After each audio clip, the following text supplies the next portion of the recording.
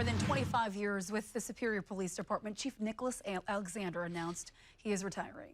Chief Alexander joined the department in 1998 and took on various roles, including Captain of Investigations, before becoming chief in 2015.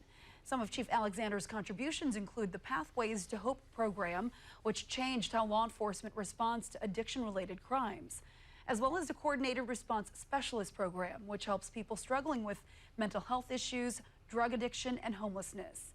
Alexander will officially retire in January. No word on who will replace him.